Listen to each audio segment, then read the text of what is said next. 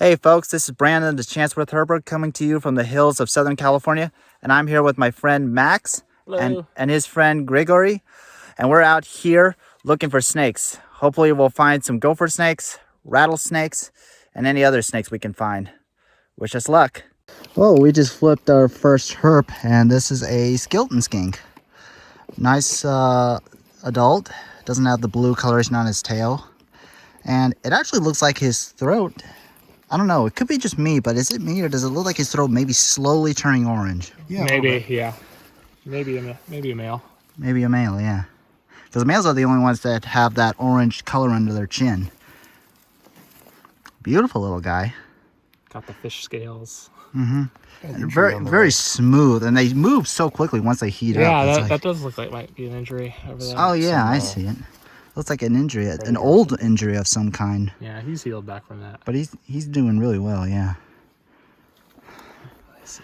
Beautiful little guy. We just found our second herp, and this is actually one we don't find in this area, or rarely find. It's a black-bellied slender salamander. You get a good grip with the hook under there. Beautiful little guy. Very small. Oh.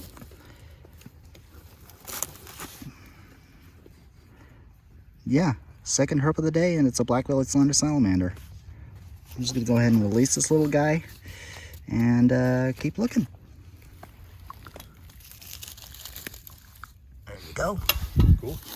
Nice. Actually gonna get...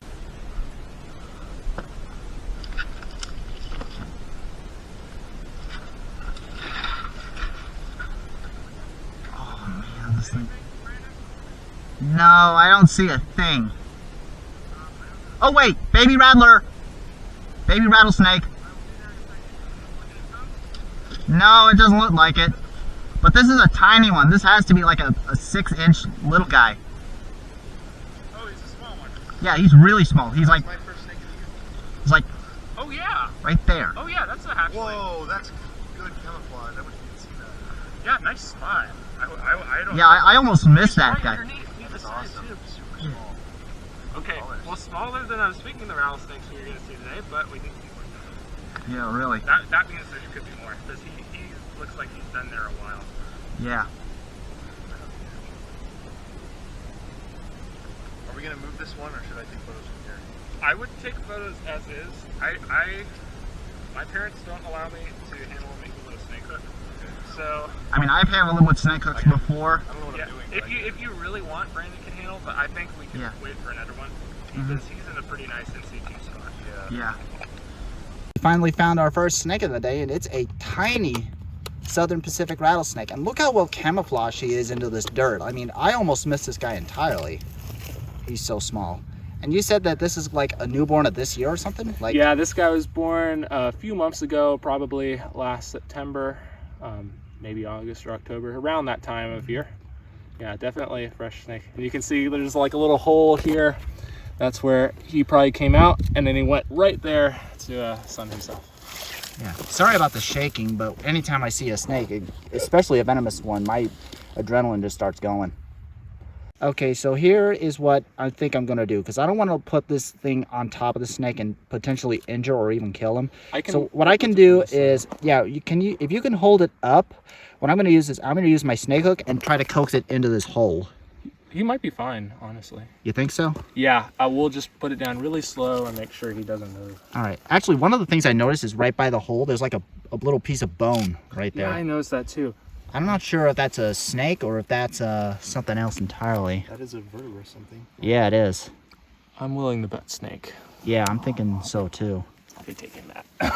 Unless anyone else wants it. But yeah, baby Southern Pacific rattler. First snake of the day. This is a really good start. First for the year. Yeah. Yep. Very nice.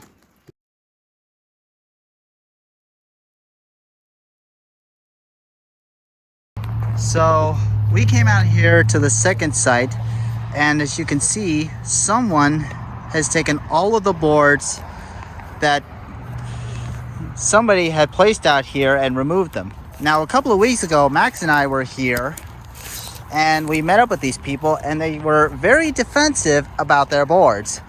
And we were talked to them very respectfully. We told them we weren't here to harm any of the animals. We weren't here to poach or anything like that. We were just here to admire them, take photos of them, and let them live out their lives is what we do. Because we respect our nature and we respect our wildlife. But apparently that wasn't good enough for them. So they decided to remove every single board. And I think this is because they just wanted to keep the boards all to themselves, which sets a really bad example for the herping community. Now, I understand wanting to protect them from poachers. I understand that. But when it gets to the point where you're removing boards just so you can just keep it all to themselves and not share it with your fellow herpers who have the same interest as you, that kind of just tells me just how selfish you really are, and that you really are not what I consider as a team player, because Max and I are team players and we know of flipping sites ourselves and we don't remove them.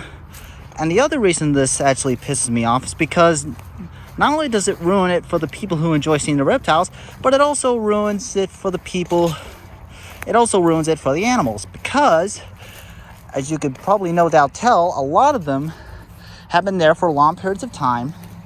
And the reptiles, snakes and lizards, have used it for shelter, to keep them cool or to keep them warm during certain periods of the year. So doing this not only hurts the people who enjoy the herping community or enjoy looking at reptiles and are part of the herping community, but also hurts the animals. So I would really, really think twice before doing something like this, because this just sets a really bad example for the herping community as a whole. Anyways, I figured I'd share this with you guys. And this is something that I'm going to be honest with you guys, just really pisses the heck out of me. It really upsets me to no ends of the earth. Well, check it out, folks. We just found ourselves a Nightsnake. We're at a new spot. At the last spot, we only found a Southern Pacific rattlesnake, so we're at a new spot. And we lifted up under this log, and lo and behold, there is a San Diego Nightsnake underneath here. And this is about as big as they get. No more than about, I'm going to say 12 inches. Love to feed on frogs, lizards, other small snakes. As their name implies, they're very active at night. They are a mildly venomous snake, which means they have a modified fang in the back of their mouth underneath the eye, but is considered completely harmless to humans. And they do this very interesting defensive pose, which is something he's not doing right now. But they will curl up into what I call a cone, spread their neck out into a triangular shape, and make themselves look as intimidating as possible to look like rattlesnakes, because the patterning on them is very similar to a rattlesnake. Or a small rattlesnake. Yeah. Or a small rattlesnake, but you can see at the end of its tail, it has no rattle. Also, this guy just ate a meal relatively recently. You see in the middle of his body here, you'll notice there's like a little bulge there. It's not very noticeable now, but yeah, that means that he ate in the last few weeks. And there were some frogs here before. We haven't seen any right now, but there were frogs here before, so it's possible he came out to eat the frogs. And he's using the heat of the sun to help him with the digestion process right now. Yeah. And this is really cool. This is actually Gabriel's first night snake. Or Grigory. Grigory? Yeah, it's all good. This is Grigori's lifer. Grigori's lifer San Diego night snake. Yeah. Yeah, this is awesome. I love this snake. It's been very friendly too. It hasn't musked, hasn't done anything like that. Oh.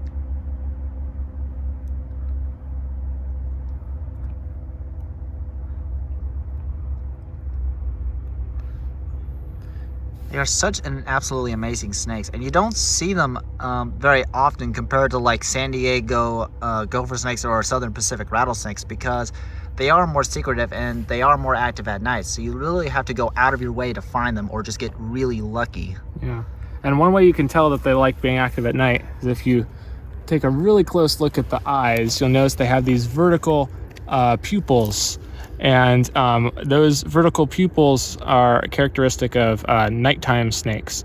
Some people think that that means you have a venomous snake. Sometimes that's the case, but the truth is it's mostly meaning that it's a nocturnal snake. So right now he has a very narrow vertical pupil, but at nighttime when he's active, that will swell and it will become more like a normal pupil because he's just, making it more exposed so he can capture more light when he needs to, because his eyes are very sensitive to low light levels. Well, we good to put him back? Yep. Yeah. Okay. Would you like to do the honors? I think Grigory should do the All right. honors. Oh, yeah. Yeah, this was a super awesome snake. I'm really glad we saw this. Yeah, maybe just Okay, let him go right so over I here. think he was on this side of the log. So, Yeah, he was. Yeah, we'll just let him go on in. All right, let's see if I can get his head. There you go. And then just let him crawl in. And there he goes. And he is gone. Right back where he came. Yeah, and for the record, it is. Oh, now I gotta hold on it. It's 70.8 degrees Fahrenheit under there, and the humidity is 44.6% RH. So very toasty under there. Right here. Well, we just found our second snake of the day. Yeah. In order to put that on. And it's the same one that Max and I have seen multiple times from across from us. And he's a good sized one. He's still a juvenile, but he's definitely bigger than the last one. Yeah, he's definitely at least a year old. Yeah. You don't think it was born last year? Oh yeah, he's a year and a half now. Okay. So he was not born this past birth season. He was born the one before. God, I love the look on their eyes. That the eyes virtually are like golden. Like I'm looking at his eyes, and it's just really like almost golden color. That is such a gorgeous looking snake. But yeah, this is the. Oh yeah, there's a scorpion. Oh yeah, there's a bunch of scorpions in this area. Oh yeah, there's even a scorpion on the back. So you got not one but two he's venomous. active. You got not one but two venomous animals. One that injects venom through fangs, and another one that injects venom through its stinger. Oh, that's a cool shot. Oh man, so cool. So yeah, we're gonna get some shots of this guy, and then we're gonna move on our way. But yeah, this is our third snake of the day. January. In January, two no less. Yeah, 3 snakes in January. 2 Southern Pacific rattlesnakes and a San Diego gopher snake. Very, very nice. He's not really